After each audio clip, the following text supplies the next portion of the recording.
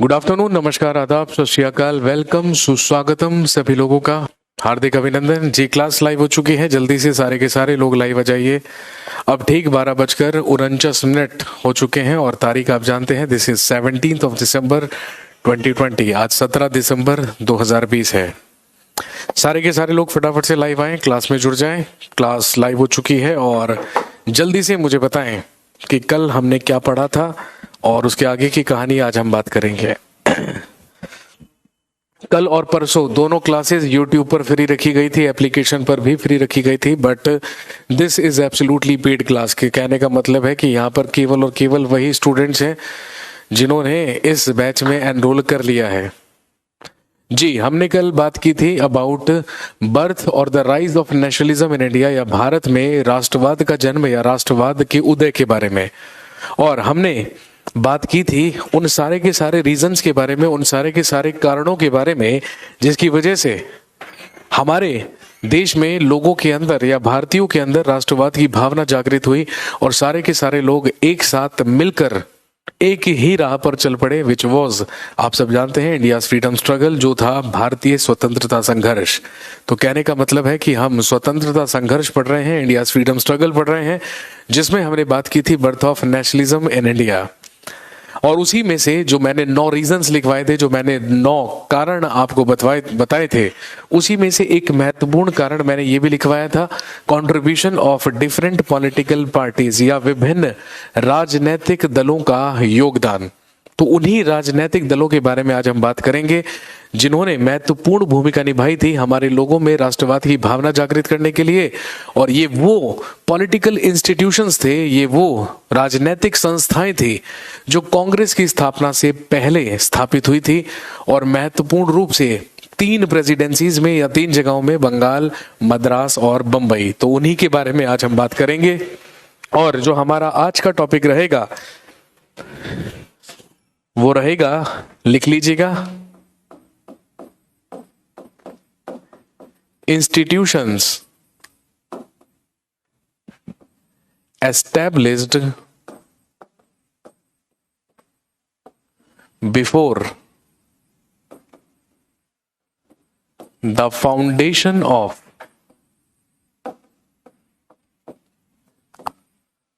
कांग्रेस।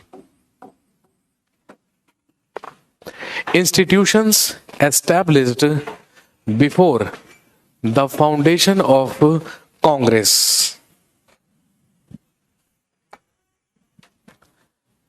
हिंदी में लिखेंगे, कांग्रेस की स्थापना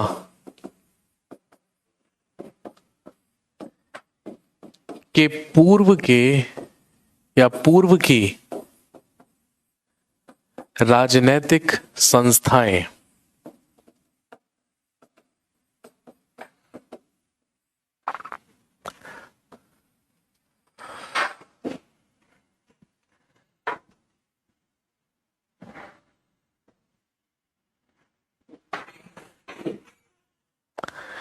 लिखने का टाइम भी दिया करें मेरे भाई। जब क्लास ओवर हो जाती है, जब क्लास खत्म हो जाती है, तो उसके बाद आपके पास पूरे 23 घंटे होते हैं नोट करने के, पढ़ने के, समझने के, लिखने के, क्वेश्चन करने के। उन 23 घंटों में क्या करेंगे ये बताइए, ठीक है भाई। आप सब जानते हैं कि यहाँ पर जब मैं पढ़ाने के लिए आता हूँ तो अप्रोक्सीमेटली एवरेज अगर हम बात करें तो 1 घंटे की क्लास होती है, 1 आवर, ठीक है। वो जो 1 आवर का कंटेंट होता है उसको कोशिश करें साथ के साथ लिखने की, ठीक है। मैं लिखने का टाइम दूंगा, फिर आप उसको आराम आराम से लिखेंगे, टाइम वेस्ट होगा ना। 1 घंटे में उतनी आउटपुट निकल ही नहीं पाएगी, उतनी प्रोडक्टिविटी नहीं आ पाएगी। तो एक बार जैसे ही मैं क्लास यहाँ से खत्म करके गया, उसके बाद 23 घंटों तक जितनी मर्जी बार देखिए, आपके मोबाइल फोन में वीडियो रहेगी, ये तो आप जानते ही हैं। तो इसमें कोई दिक्कत वाली तो बात ही नहीं होनी चाहिए। हाँ जी, तो आज हम बात करेंगे about the institutions established before the foundation of Congress, या कांग्रेस की स्थापना के पूर्व की राजनीतिक संस्थाएं। कहने का मतलब हम उन पॉलिटिकल पार्टीज के बारे में बात करेंगे, इंस्टीट्यूशंस के बारे में बात करेंगे जिन्होंने महत्वपूर्ण योगदान निभाया, जिन्होंने इंपॉर्टेंट रोल प्ले किया कांग्रेस से पहले। भाई यदि हम इंडियन नेशनल मूवमेंट के बारे में बात करें या भारतीय राष्ट्रीय आंदोलन के बारे में बात करें, उसकी शुरुआत तो कांग्रेस से ही हुई थी, आप सब जानते हैं। उसमें तो सबसे महत्वपूर्ण योगदान कांग्रेस का ही है।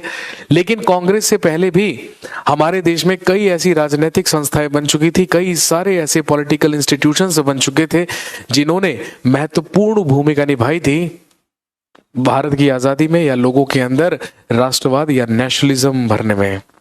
इस चीज को ध्यान में रखेंगे। तो ध्यान रखेंगे, मुख्य तौर पर अगर हम बात करें तो ये जो राजनीतिक दल थे जो कांग्रेस से पहले एग्जिस्ट किया करते थे, क्वेश्चन किस तरीके से आएगा, बहुत स्पेसिफिक और बहुत आसान सा सवाल आपसे पूछेंगे। आपको किसी भी राजनीतिक दल का नाम दिया जाएगा और आपसे उसके फाउंडर का नाम पूछ लिया जाएगा। फॉर एग्जाम्पल, ठीक है, आपसे पूछ लिया जाएगा कि बताइए what was the purpose of that institution, इस संस्था का उद्देश्य क्या था। बहुत स्पेसिफिक से क्वेश्चन आएंगे, तो इसलिए ज्यादा टेंशन लेने वाली बात नहीं है। ठीक है जी। तो हम मेनली इसमें ब्रिटिश एम्पायर की 3 प्रेसिडेंसीज के बारे में बात करेंगे। और आप सब जानते हैं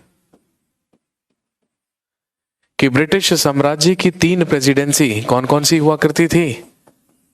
बंगाल, मद्रास और बंबई। बंगाल, मद्रास एंड बॉम्बे। भाई यही 3 प्रेसिडेंसीज अंग्रेजों की भारत में हुआ करती थी, जहां पर वो ईस्ट इंडिया कंपनी के नाम से क्या किया करते थे? व्यापार किया करते थे। तो हम बात करेंगे सबसे पहले लिखिए पॉलिटिकल पार्टीज ऑफ बंगाल। लिखिए बंगाल के राजनैतिक दल।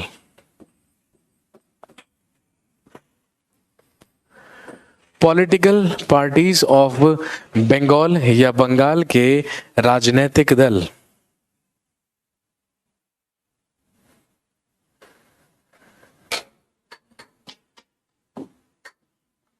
और ध्यान रखेंगे, यदि हम पॉलिटिकल पार्टीज के बारे में बात करें, कहां पर? बंगाल में। भाई सबसे पहली चीज हमने कल के टॉपिक में पढ़ा कि किस तरीके से भारतीयों के अंदर राष्ट्रवाद या नेशनलिज्म की भावना जागृत हुई। हम सारे के सारे लोग आपस में डिवाइडेड थे, अलग अलग धर्म, जाति, समुदायों से बिलोंग किया करते थे। हमारा अभी तक एक उद्देश्य नहीं था। सब लोग अलग अलग उद्देश्य ही पकड़कर अंग्रेजों के खिलाफ क्या कर रहे थे? लड़ाई कर रहे थे।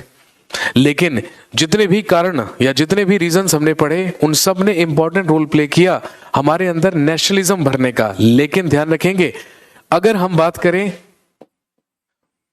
पॉलिटिकल अवेयरनेस की, इसका मतलब राजनैतिक चेतना की, तो ध्यान रखेंगे हम लोगों के अंदर पॉलिटिकल अवेयरनेस या राजनैतिक चेतना को भरने का काम भी इंपॉर्टेंट रूप से किसने किया? राजा राम मोहन राय ने किया।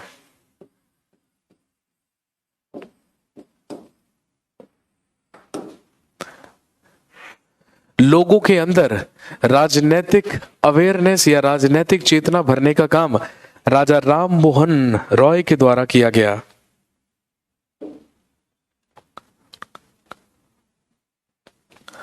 और दोस्तों ध्यान रखेंगे, राजा राम मोहन राय के ही द्वारा 1828 ईस्वी में एक संस्था स्थापित की गई जिसका नाम था विद्या चर्चा।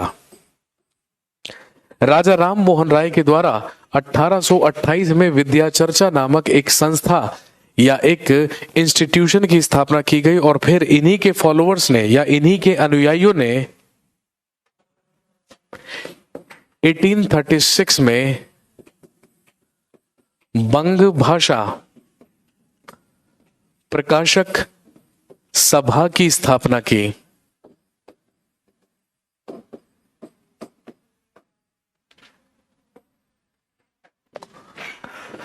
तो अभी तक तो भारत के लोग पॉलिटिकली पूरी तरीके से अवेयर नहीं थे, लेकिन बंगाल की अगर हम बात करें तो Raja Ram Mohan Roy played an important role in making और raising the political awareness among Indians, भारतीयों में राजनीतिक चेतना उत्पन्न करने का काम भी राजा राम मोहन राय ने किया, जब इन्होंने 1828 ईस्वी में विद्या चर्चा नाम की एक संस्था और फिर इनके फॉलोअर्स ने, इनके अनुयायियों ने 1836 में बंग भाषा प्रकाशक सभा की स्थापना की। और दोस्तों ध्यान रखेंगे, ये वो दो सबसे पहली संस्थाएं थी, ये वो दो सबसे पहली इंस्टीट्यूशंस थे जिन्होंने इंपॉर्टेंट रोल प्ले किया हमारे अंदर पॉलिटिकल अवेयरनेस भरने के लिए। अब हम बात करते हैं कुछ इंपॉर्टेंट पॉलिटिकल पार्टीज जो कहां पर स्थापित की गई, बंगाल में स्थापित की गई। चलिए सबसे पहले लिखेंगे लैंड होल्डर्स सोसाइटी। सबसे पहला नाम लिखिए लैंड होल्डर्स सोसाइटी। इस संस्था का नाम मैंने आपको कल भी लिखवाया था। सबसे पहले लिखेंगे लैंड होल्डर्स सोसाइटी।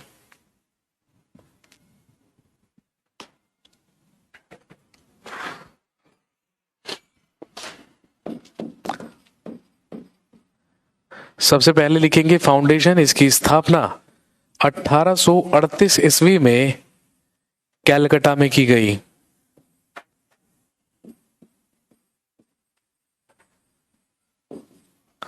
और हम सब जानते हैं the founder of land holders society was Dwarika Nath Tagore. इसकी स्थापना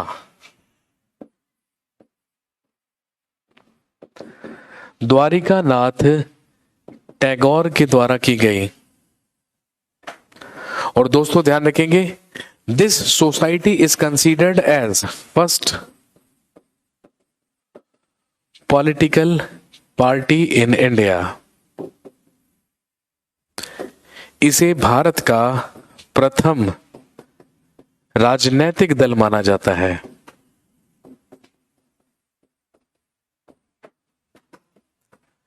यही भारत का प्रथम राजनीतिक दल कहलाता है।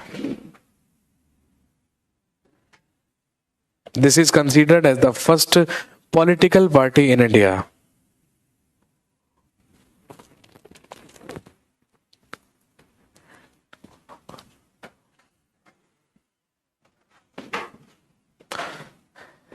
और लिखेंगे इसके फर्स्ट इंडियन सेक्रेटरी, इसके प्रथम भारतीय सचिव, इसके फर्स्ट इंडियन सेक्रेटरी या प्रथम भारतीय सचिव ध्यान रखेंगे हुए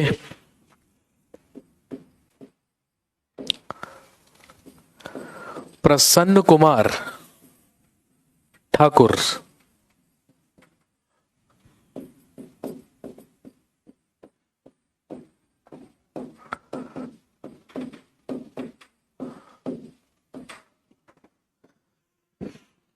इसके पहले भारतीय सचिव हुए प्रसन्न कुमार ठाकुर। और ध्यान रखेंगे यदि आपसे पूछे फर्स्ट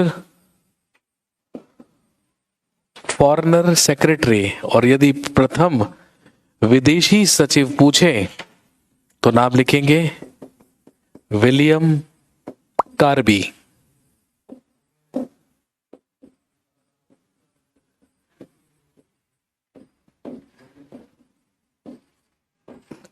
विलियम कार्बी।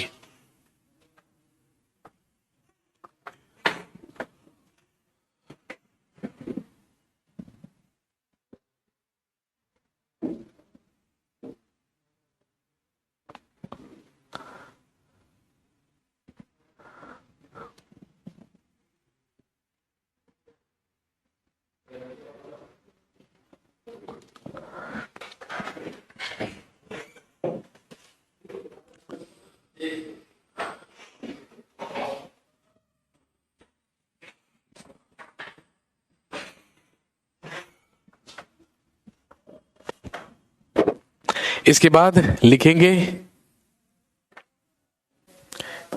एम या इसका उद्देश्य क्या था। लिखेंगे बंगाल में जमींदारों के हितों की रक्षा करना।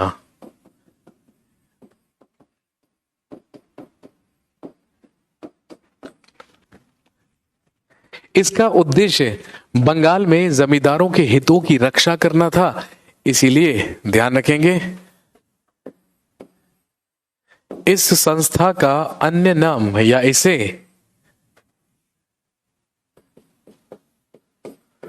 बंगाल जमींदार सभा भी कहा जाता है। इसका दूसरा नाम है बंगाल जमींदार सभा।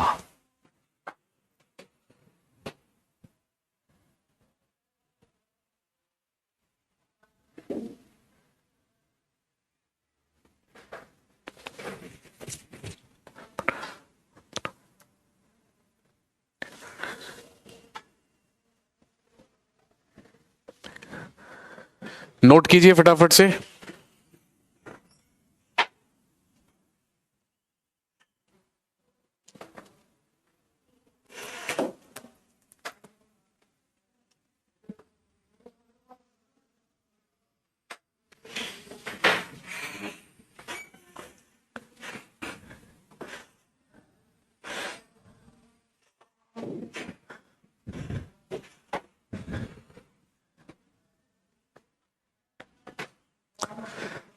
नेक्स्ट लिखिए, the Bengal British India society.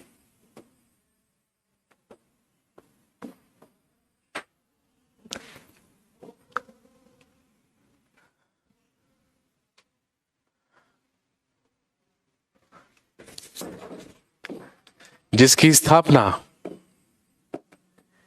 1843 में हुई।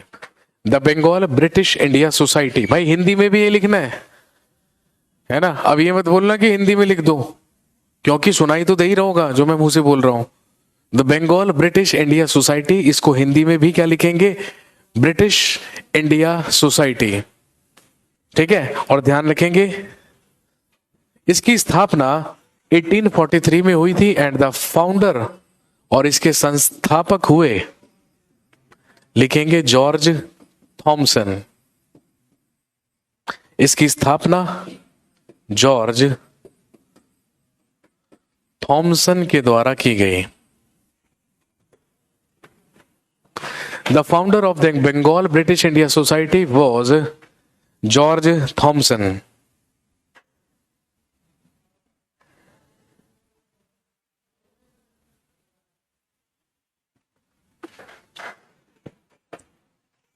and its secretary was, लिखेंगे प्यारी चंद्र मित्र। इसके अध्यक्ष हुए प्यारी चंद्र मित्र।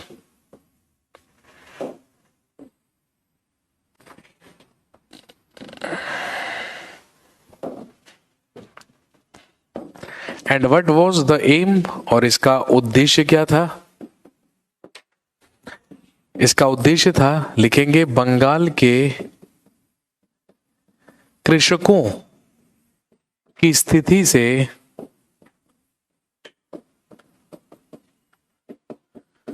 ब्रिटिश सरकार को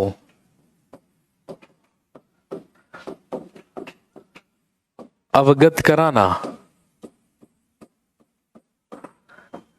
बंगाल के कृषकों को या कृषकों की स्थिति से ब्रिटिश सरकार को अवगत कराना और उनके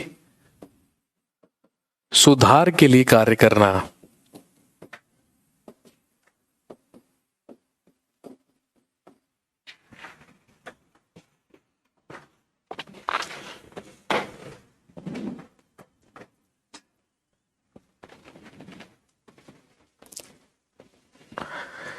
बंगाल के कृषकों की स्थिति से ब्रिटिश सरकार को अवगत कराना। भाई आप सब जानते हैं कि अगर हम कृषकों की बात करें या पीसेंट्स के बारे में बात करें, किसानों के बारे में बात करें, तो महत्वपूर्ण रूप से बंगाल में जब जमींदारी सिस्टम शुरू हुआ, जब जमींदारी प्रथा शुरू हुई, तो भाई किसानों का मुख्य रूप से शोषण करने वाले लोग कौन थे, जमींदार लोग थे या जमींदार लोग थे। इसीलिए जमींदारों के द्वारा किसानों का जो शोषण किया जाता था, उसी की स्थिति से अवगत कराना, अवेयर कराना किसको? ब्रिटिश एम्पायर को, ब्रिटिश सरकार को, और किसानों के सुधार के लिए कुछ महत्वपूर्ण कदम उठाना ही उद्देश्य या एम हुआ करता था the Bengal British India society का।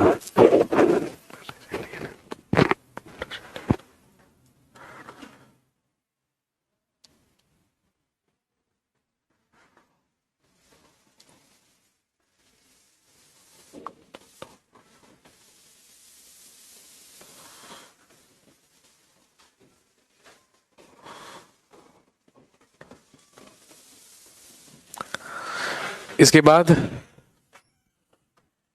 अगला लिखिए, the British Indian association. The British Indian association जिसकी स्थापना 1851 में हुई। द ब्रिटिश इंडियन एसोसिएशन जिसकी स्थापना 1851 ईस्वी में या 1851 में हुई। और हम सब जानते हैं the founder of British Indian association was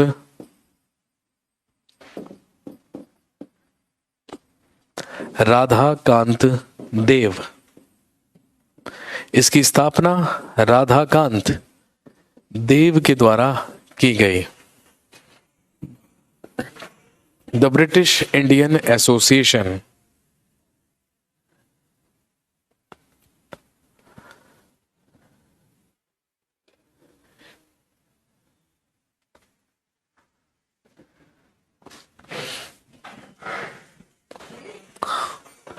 इसके अलावा लिखेंगे other members of this institution, या इस संस्था के अन्य सदस्य महत्वपूर्ण रूप से कौन कौन थे?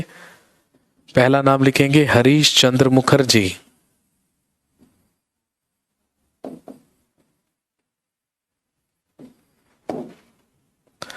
दूसरे देवेंद्र नाथ टैगोर। हरीश चंद्र मुखर्जी, देवेंद्र नाथ टैगोर। और एक नाम याद रखेंगे दिगंबर मित्र। हरीश चंद्र मुखर्जी, देवेंद्र नाथ टैगोर और दिगंबर मित्र।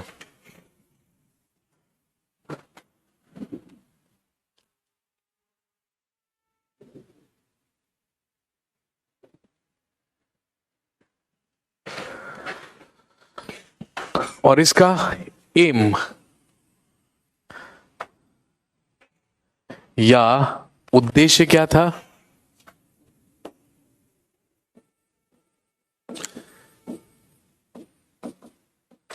लिखेंगे भारतीय जमींदारों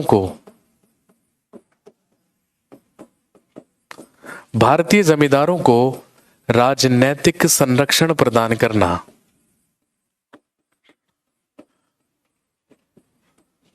भारतीय जमींदारों को राजनैतिक संरक्षण प्रदान करना। To give the political conservation to the zamindars. जमींदारों को राजनैतिक संरक्षण प्रदान करना।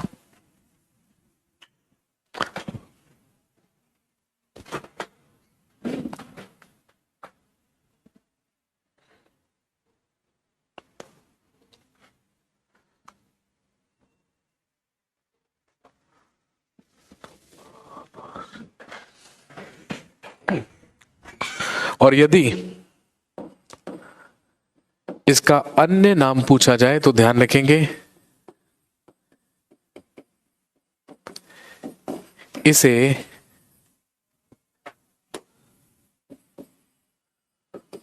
भारतवर्षीय सभा भी कहा जाता है। This is also known as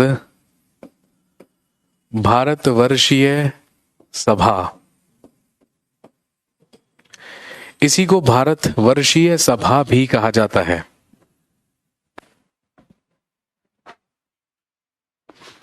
और ध्यान रखेंगे इसी संस्था का एक महत्वपूर्ण न्यूज़पेपर भी हुआ करता था, जो मैंने कल भी आपको लिखवाया था, हिंदू पैट्रियट।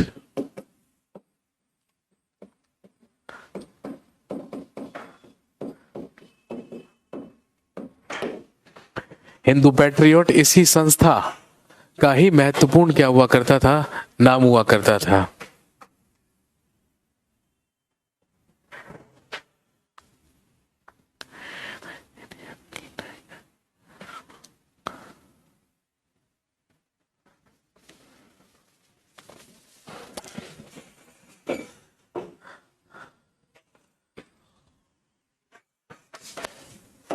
नेक्स्ट लिखेंगे द इंडियन लीग।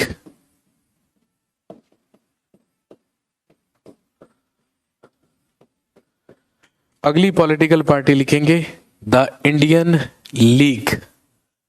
और ध्यान रखेंगे इंडियन लीग की स्थापना 1875 ईस्वी में की गई।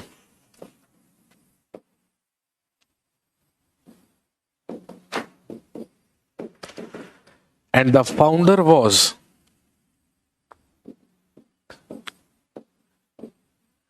शिशिर कुमार घोष। इसकी स्थापना शिशिर कुमार घोष के द्वारा की गई। और भाई आप सब जानते हैं हु वॉज शिशिर कुमार घोष?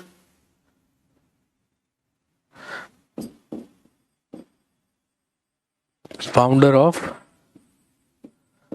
अमृत बाजार पत्रिका।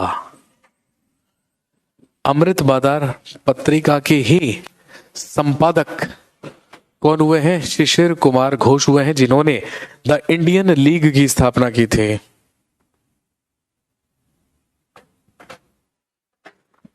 और ध्यान रखेंगे इसका एम, इसका उद्देश्य क्या था?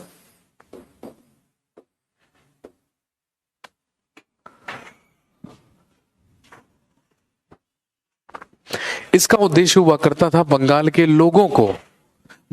लोगों को राजनीतिक अवेयरनेस,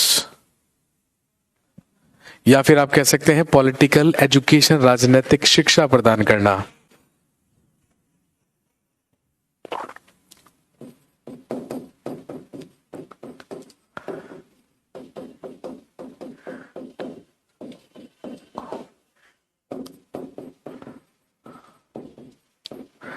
लिखेंगे बंगाल के लोगों में राष्ट्रवाद बढ़ाना और उन्हें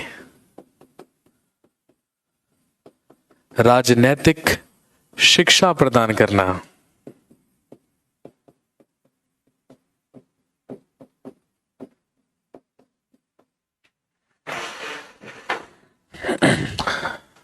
इंग्लिश में लिखेंगे to develop nationalism in the people of Bengal and give them the political education.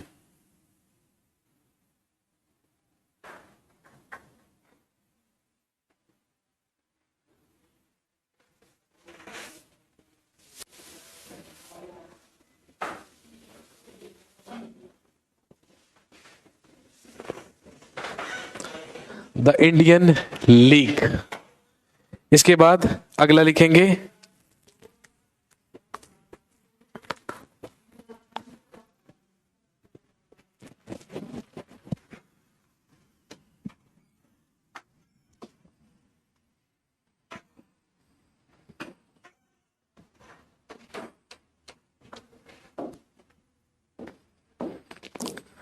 अगला लिखिए Calcutta students association. Calcutta student association जिसकी स्थापना भी 1875 में हुई, 1875 में हुई। और हम सब जानते हैं the founder of Calcutta student association was Anand Mohan Bose. इसके संस्थापक हुए आनंद मोहन बोस।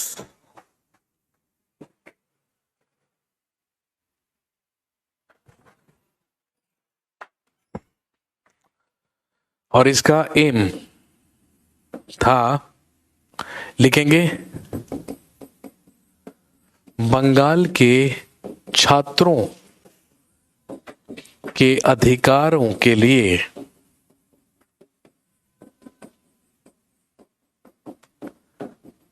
संघर्ष करना। बंगाल के छात्रों के अधिकारों के लिए संघर्ष करना लिखेंगे to do struggle for the rights of the students of Bengal.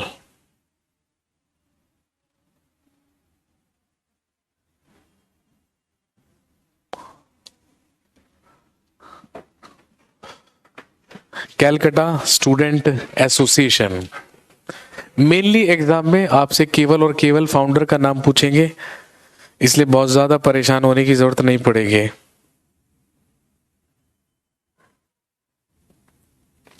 Next अगली लिखेंगे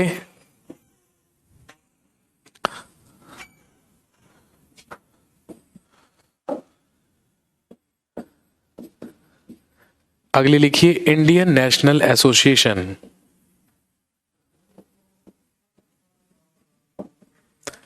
इंडियन नेशनल एसोसिएशन जिसकी स्थापना 1876 में हुई और हम सब जानते हैं कहां पर, लिख लेंगे इन एल्बर्ट हॉल कैलकाटा। कलकत्ता के एल्बर्ट हॉल में इंडियन नेशनल एसोसिएशन। बहुत ही बढ़िया। और हम सब जानते हैं इसके फाउंडर्स दो लोग, पहला नाम याद रखेंगे फिर दोबारा से, आनंद मोहन बोस, और दूसरे हैं सुरेंद्र नाथ बैनर्जी। नाम सुना होगा सुरेंद्र नाथ बैनर्जी का, ऑब्वियसली भाई आईसीएस की परीक्षा क्वालिफाई करने वाले सबसे पहले भारतीय ही कौन माने जाते हैं, सुरेंद्र नाथ बैनर्जी माने जाते हैं। इन्होंने और आनंद मोहन बोस ने मिलकर ही इंडियन नेशनल एसोसिएशन की स्थापना की थी। और दोस्तों ध्यान रखेंगे 1876 में कलकत्ता के एल्बर्ट हॉल में इस संस्था की स्थापना की गई थी। और ध्यान रखेंगे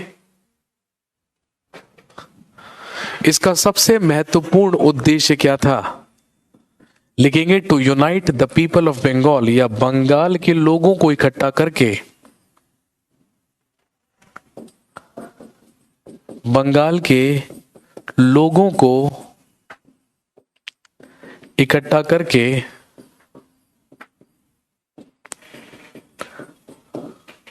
उन्हें एकजुट करना।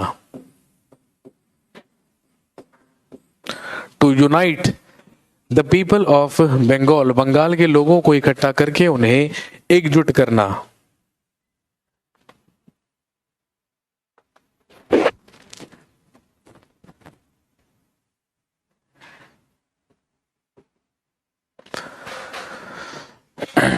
और ध्यान रखेंगे बंगाल के लोगों को इकट्ठा करके उन्हें एकजुट करने का उद्देश्य क्यों था इस पॉलिटिकल पार्टी का, क्योंकि ये जो संस्था थी ये प्रोटेस्ट कर रही थी या विरोध कर रही थी किस किस का, सबसे पहले इल्बर्ट बिल का, आर्म्स एक्ट का, ये सब मैंने कल आपको लिखवाया था, और वर्नाकुलर प्रेस एक्ट का। तो जब vernacular press act, arms act और इल्बर्ट बिल पेश किए गए तो इन्हीं तीनों का पुरजोर विरोध किया गया इंडियन नेशनल एसोसिएशन के द्वारा, जिसे हम भारतीय राष्ट्रीय समिति भी कहते हैं।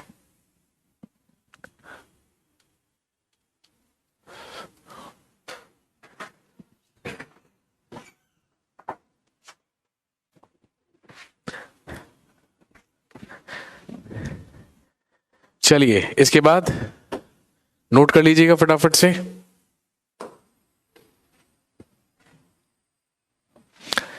इसके बाद हम बात करेंगे पॉपुलर पॉलिटिकल पार्टीज और इंस्टीट्यूशंस ऑफ बॉम्बे।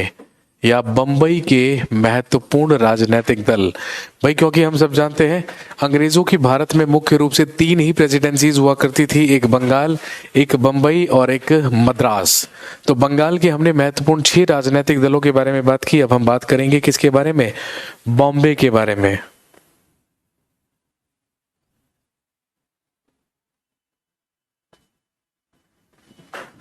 और जिसमें सबसे पहले हम बात करेंगे अबाउट, सबसे पहले लिखेंगे बॉम्बे एसोसिएशन।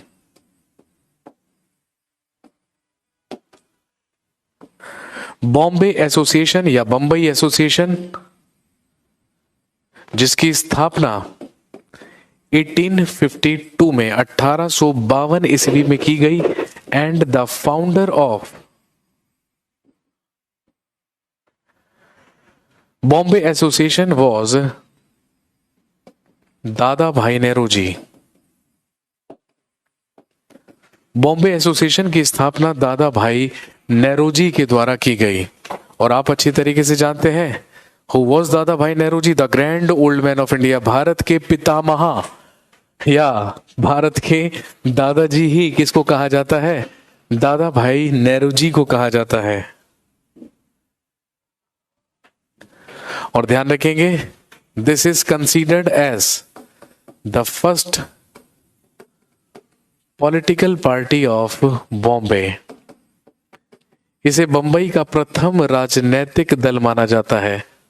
और बॉम्बे एसोसिएशन की स्थापना करने की जो प्रेरणा या जो इंस्पिरेशन दादा भाई नेहरू जी को मिली थी, वो किससे मिली थी?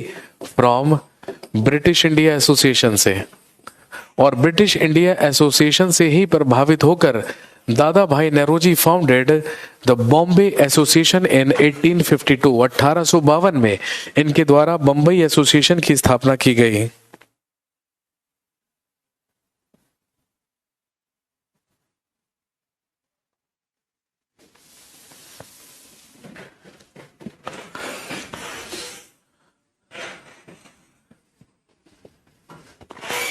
और इसका सबसे मुख्य उद्देश्य क्या था?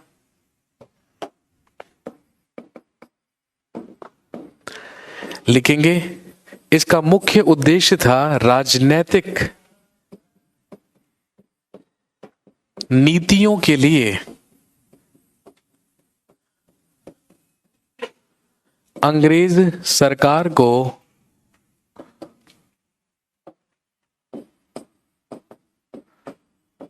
सलाह देना।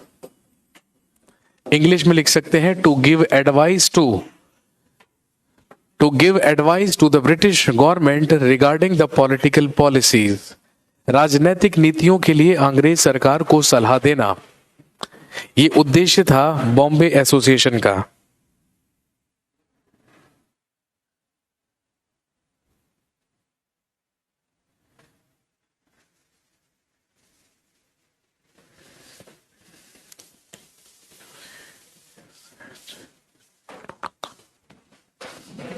नेक्स्ट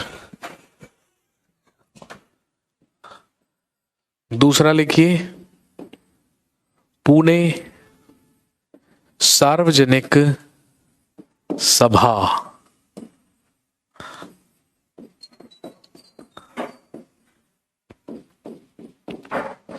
पूना सार्वजनिक सभा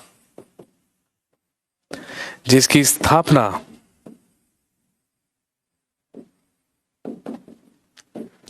1870 में बंबई के पुणे या पूना में की गई।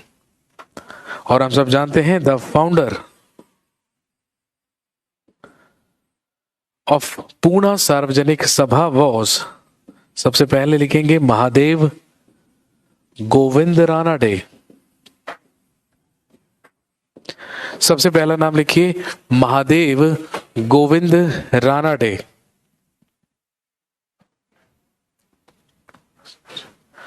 दूसरा नाम लिखिए जी.वी. जोशी और एक नाम लिखिए S.H. चिपलूणकर। महादेव गोविंद रानाडे जीवी जोशी और एसएच चिपलूणकर के द्वारा ही पूना सार्वजनिक सभा की स्थापना 1870 ईस्वी में की गई और इसका सबसे मुख्य उद्देश्य था, लिखेंगे, जमींदारों एवं व्यापारियों के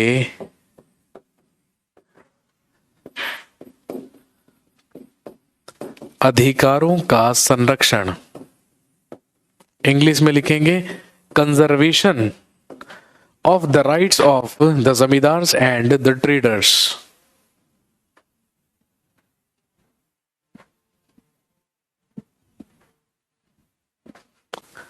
जमींदारों एवं व्यापारियों के अधिकारों का संरक्षण, conservation of the rights of zamindars and the traders, Poona सार्वजनिक सभा।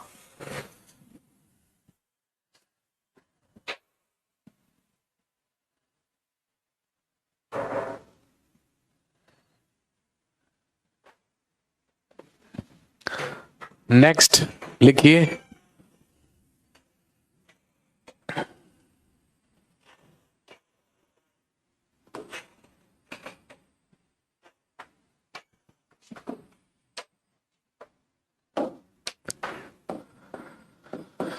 नेक्स्ट लिखेंगे Bombay presidency association. Bombay presidency association जिसकी स्थापना 1885 में हुई, the same year in which Congress was established. उसी साल, जिस साल कांग्रेस की स्थापना हुई 1885 ईस्वी में, तो ध्यान रखेंगे उसी साल बॉम्बे प्रेसिडेंसी एसोसिएशन की भी स्थापना हुई, जिसमें महत्वपूर्ण लोग थे। Founder of Bombay presidency association, सबसे पहला नाम याद रखेंगे बदरुद्दीन तैयब जी। नाम सुना होगा सबने, आगे फिर से सुनेंगे जब कांग्रेस की बात होगी। बदरुद्दीन तैयब जी। दूसरा नाम याद रखेंगे के.टी. तेलंग।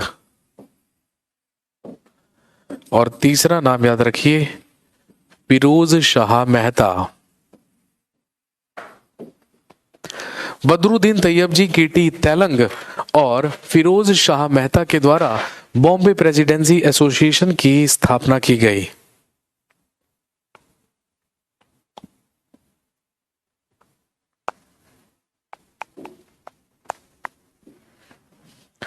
और इसका उद्देश्य क्या था, लिखेंगे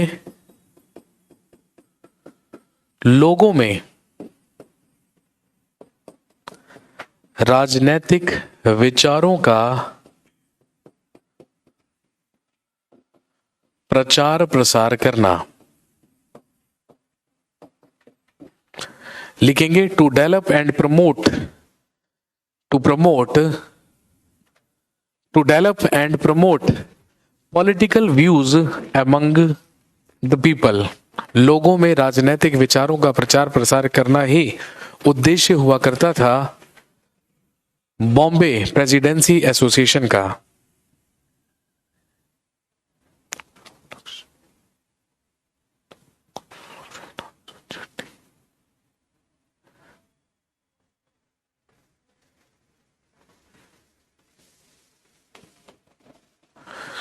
इसके बाद नेक्स्ट लिखिए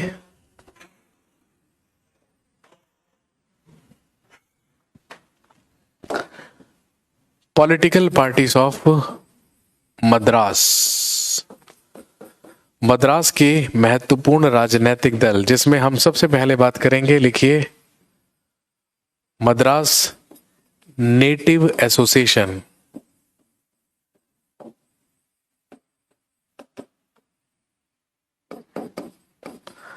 सबसे पहले लिखेंगे मद्रास नेटिव एसोसिएशन 1852। अब हम तीसरे प्रेसिडेंसी के बारे में बात कर रहे हैं, जिसमें सबसे पहले आएगा मद्रास नेटिव एसोसिएशन, जिसकी स्थापना 1852 में हुई थी और हम सब जानते हैं इसके संस्थापक थे। द फाउंडर वॉज, लिखेंगे गुजलू लक्ष्मी। Founder was Gazulu Lakshmi नरसूचेट्टी।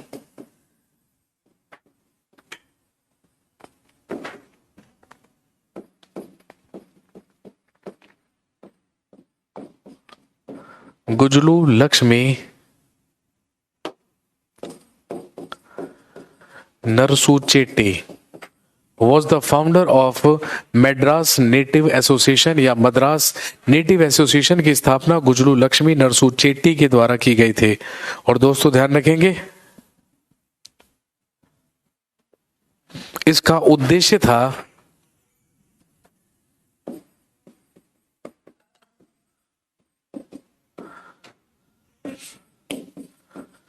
कानून और सरकारी नियमों से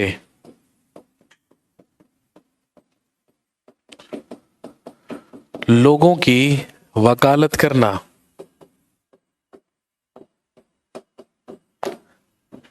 ब्रिटिश सरकार के लॉज, कानूनों से और उनके गवर्नमेंट जो रूल्स थे, जो सरकारी नियम थे, उन्हीं से लोगों की वकालत करने का ही काम कौन किया करती थी? Madras native association.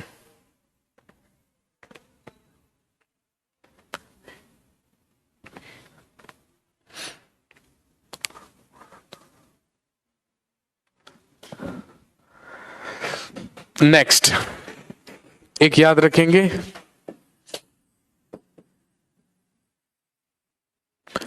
मद्रास महाजन सभा।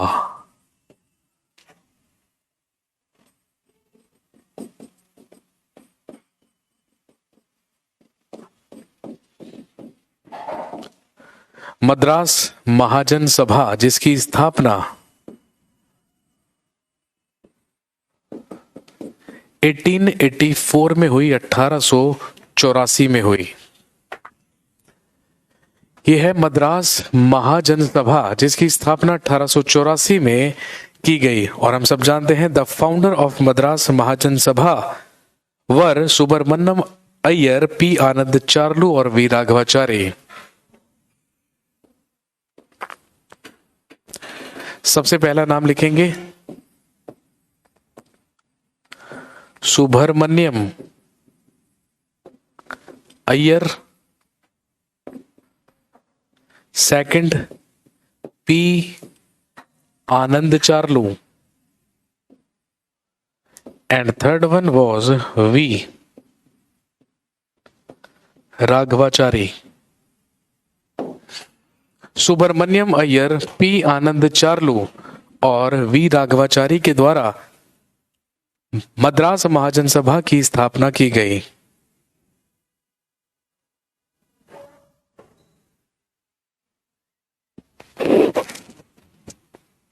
और इसका उद्देश्य लिखेंगे था जमींदारों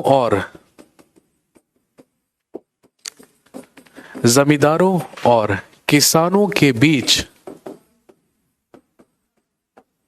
संघर्ष को रोकना।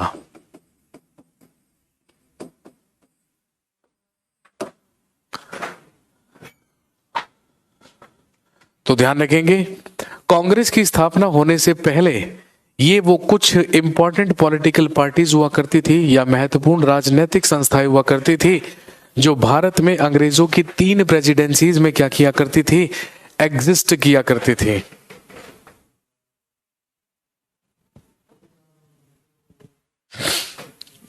लेकिन आप सब जानते हैं 1885 में जब भारत का वायसराय हुआ करता था लॉर्ड डफरिन, तो लॉर्ड डफरिन के ही कार्यकाल में एलन ऑक्टेवियन ह्यूम या एओ ह्यूम के द्वारा कांग्रेस की स्थापना की गई। और वही कांग्रेस जमींदार कैसे शोषण करते थे, बहुत ही बढ़िया। अब देखो भैया, सबसे पहले समझो कि जमींदार कौन है और जमींदारी क्या है, ठीक है। अंग्रेजों ने बंगाल में एक लैंड रेवेन्यू सिस्टम शुरू किया। देखो भाई, हम लोग मॉडर्न इंडिया का इंडियाज फ्रीडम स्ट्रगल पार्ट पढ़ रहे हैं, ठीक है। जो हम मॉडर्न इंडिया का पहला पार्ट पढ़ते हैं ना, उसमें हम जमींदारी प्रथा के बारे में बात करते हैं। लेकिन आप लोगों के साथ क्या प्रॉब्लम है, तुम्हें एक ही दिन में इतिहासकार बनना है। जैसे यहाँ पर एक नालायक ये भी बोल रहा था, पहले सती प्रथा एक्सप्लेन करो। मेरे भाई, जब सती प्रथा पढ़ेंगे, जब सती प्रथा के पीरियड पर पहुंचेंगे, तभी तो उसके बारे में एक्सप्लेन करेंगे ना। अब एक दिन में मैं इतिहासकार कैसे बना दूं आपको? टाइम लगता है भाई, इट टेक्स टाइम, लंबा प्रोसेस है, एकदम से थोड़ी हो जाएगा। जमींदारी सिस्टम क्या है भाई? नॉर्मली देखो, बंगाल में केवल और केवल अंग्रेज ही क्या किया करते थे, किसानों से टैक्स वसूल किया करते थे। लेकिन अगर अंग्रेज डायरेक्ट किसानों से टैक्स वसूल करेंगे, एक तो बहुत ज्यादा स्टाफ चाहिए, ठीक है। दूसरी प्रॉब्लम, जब वो अंग्रेज किसानों का शोषण करेंगे तो किसानों की तरफ से सारी बद्दुआएं और गालियां किसे मिलेंगी? अंग्रेजों को मिलेंगी, ठीक है। कहने का मतलब है कि यदि अंग्रेज खुद या कंपनी खुद अंग्रेजों से किसानों से क्या करेगी, टैक्स वसूल करेगी या रेवेन्यू जनरेट करेगी, तो उसमें बहुत सारी लागत भी आएगी, बहुत सारा उसमें मैन फोर्स भी चाहिए, लोग भी चाहिए, और बहुत सारी बद्दुआएं और गालियां भी मिलेंगी। इसीलिए भाई आप सब जानते हैं, जमींदारी सिस्टम या परमानेंट सेटलमेंट शुरू हुआ। लॉर्ड कॉर्नवालिस जब बंगाल का गवर्नर जनरल बनकर आया, तो उसी ने परमानेंट सेटलमेंट या जमींदारी सिस्टम की शुरुआत की।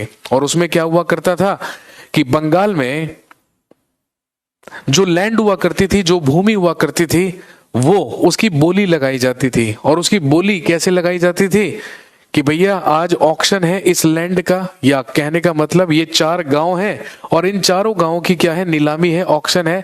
जो व्यक्ति अंग्रेजों को ज्यादा रेवेन्यू देने का लालच देकर उसका अधिकारी बनेगा, उसको वो क्या दे दिया जाएगा, लैंड दे दिया जाएगा, और वो वहां का क्या बन जाएगा, जमींदार बन जाएगा। कहने का मतलब ये है कि ऑक्शन हुआ करती थी कि भाई अगले 10 सालों के लिए ये 4 गांव, ये 5 गांव किसके लिए हैं? जमींदारी सिस्टम के लिए हैं। जरा देखें कौन जमींदार बनेगा या कौन इनको अपने अधिकार मिलेगा। और हुआ क्या करता था, जो व्यक्ति ज्यादा लालच देकर, फॉर एग्जाम्पल भाई मैं गया, मैंने कहा कि ये 5 गांव मुझे दे दीजिए 10 साल के लिए, मैं आपको टोटल कलेक्शन का 50% दूंगा, जाइए ऐश कीजिए, आपको कुछ नहीं करना। अंग्रेज कहते थे नहीं नहीं भाई हमें और चाहिए। फिर मैं तो 50% दे रहा हूं, एक और आएगा मेरा कॉम्पिटिटर, वो अंग्रेजों से कहेगा एक काम कीजिए, 5 के 5 गांव ये सारी जमीन मुझे दीजिए, और अगले 10 साल तक मैं यहां से आपको पर ईयर टोटल पैदावार का 70% दूंगा। फिर एक तीसरा कॉम्पिटिटर आया, उसने कहा मुझे कुछ नहीं चाहिए, मैं केवल और केवल 11% अपने पास रखूंगा, बाकी सारा 89% आपका, अब मुझे दीजिए। तो ऑब्वियसली अंग्रेजों को किसमें फायदा है भाई? जो ज्यादा रेवेन्यू देगा, जो ज्यादा राजस्व देगा, ठीक है ना। तो सिंपल सी बात है, जमीन उसी को मिलेगी। उसी को अंग्रेज क्या करते थे, 10 साल के लिए वहां का जमींदार बना देते थे। अब किसानों से रेवेन्यू जनरेट करने की या टैक्स वसूल करने की जिम्मेदारी सारी किसकी हो गई? जमींदार की। लेकिन अंग्रेजों की शर्त थी, हमें कोई मतलब नहीं है फसल हो या ना हो, हमें कोई मतलब नहीं है सूखा पड़े, बाढ़ आए, अकाल पड़े, हमें कोई मतलब नहीं है। जितनी वैल्यू निश्चित की गई है अगले 10 साल के लिए, आपको उतनी हमें देनी ही होगी हर हालत में।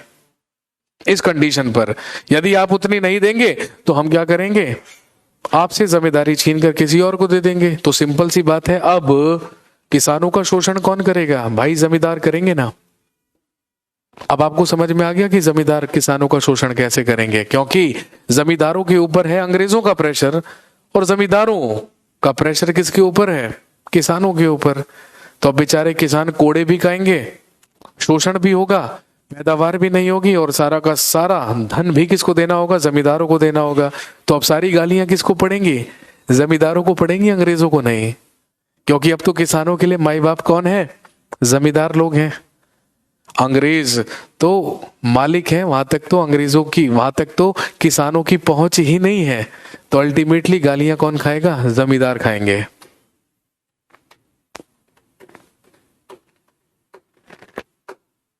हो गई बात क्लियर?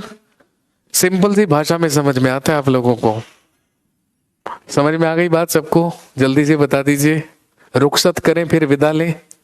चलिए बहुत बढ़िया, अगर आपको बात क्लियर हो गई है तो बहुत बहुत सही चीज।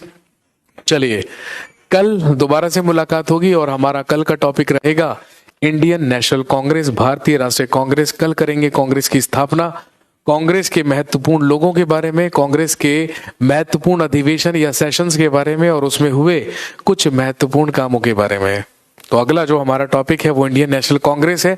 बस कांग्रेस की स्थापना हो जाएगी और कांग्रेस की स्थापना होते ही फिर हम पढ़ना शुरू करेंगे इंडियन नेशनल मूवमेंट। सबसे पहले एरा ऑफ लिबरल्स, फिर एरा ऑफ अल्ट्रा नेशनलिज्म, उसके बाद एरा ऑफ रिवोल्यूशनरी एक्टिविस्ट्स, उसके बाद गांधीयन एरा और उसके बाद टुवर्ड्स इंडिपेंडेंस। आसान सी चीज है, ठीक है, क्लियर हो गई बात। तो चलिए, थैंक यू वेरी मच, शुक्रिया, धन्यवाद। ध्यान रखें, खुश रहें, आबाद रहें, हिंदुस्तान रहें या पाकिस्तान रहें, लेकिन सर्दी से बचकर रहें। सर्दी बहुत है, कड़ाके की ठंड है, बीमार मत हो जाइएगा और बिल्कुल अपने आप को सुरक्षित रहें, घर पर बने रहें, सुरक्षा का ध्यान रखें, सार्वजनिक स्थानों पर जाने से पहले मास्क पहुंचे और ध्यान रखें जब तक दवाई नहीं तब तक कोई ढिलाई नहीं, इसलिए ध्यान रखेंगे। Thank you very much, have a nice day, खुदा हाफिज।